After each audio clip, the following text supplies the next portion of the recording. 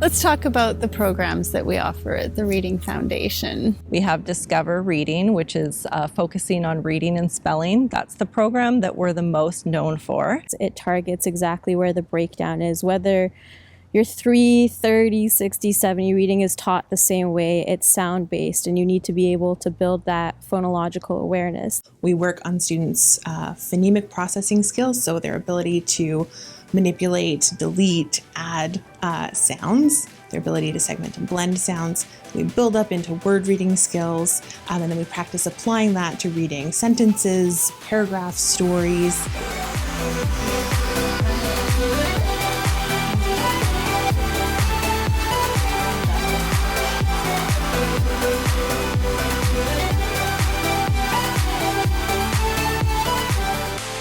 Discover Meaning is our comprehension program, and it's based in a dual coding framework. It states that, for an individual to comprehend well, they not only have to process information verbally, they also have to visualize information. Mm-hmm. And what I mean by that is they basically have a mental movie going along with what they're reading or listening to. So that they can remember, store it better, be engaged with it, answer questions about the material, so interpret it.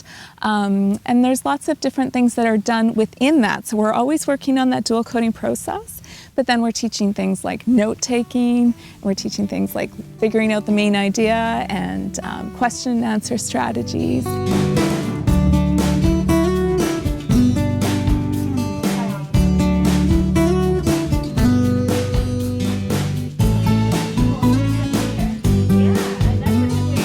And we also have Discover Math, also based on the principles of dual coding, but a little bit different. Students who would do our Discover Math program, they have trouble with, just perceiving quantities, with numeracy, with, arithmetic, with processing or understanding word problems. Mm-hmm. So there, is again kind of an overlap to having difficulties with comprehension. Is also quite focused on that dual coding theory, where we're really trying to implement those mental images that students are creating to help them better identify those foundational skills. So being able to picture a number line moving up and down it. So we instruct students on the meaning of math concepts and help them visualize them.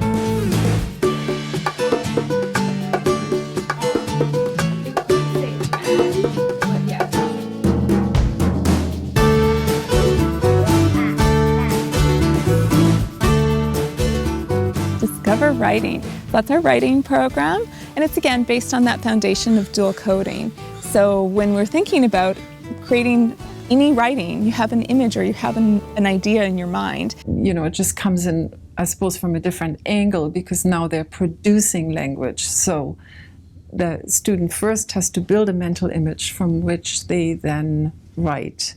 Very simplistic with words, understanding word types, how words can be joined together to create images. We work on grammatical conventions, we work on some spelling, and we can start right from the word level. So what are some strong adjectives we can use? What are some strong adverbs we can use? And then we can build those into sentences, and then into paragraphs, and ultimately into essays.